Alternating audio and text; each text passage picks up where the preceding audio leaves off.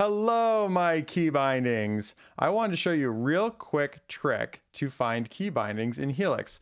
Now, why would you want to find key bindings? Either you're trying to find the key binding for a certain command, or you're trying to map your own custom key bindings and you don't want them to conflict, so you need to check what you're going to possibly be conflicting with.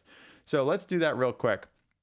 The easiest way to do this is you're going to hit space, question mark, and it's going to bring up the command palette. Now, let's say we want to find the key binding for select document. If we do select document, we'll see that that key binding is the %sign. Now, another way to search for this, if you know the key binding you want to use, is to actually put the key binding in parentheses. So if I do parentheses, % and parentheses, you'll see that that is going to be for select all. Now, if we wanted to, for example, check to see what it is for remove primary selection, we'll see that it's going to be Alt, comma.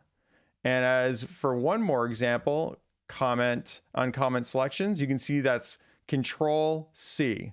Now let's do a backward search for that so we can show that it works. Control C, and it will work backwards. And so this is the easiest way I know of to find key bindings and actually new commands you might not know about in Helix.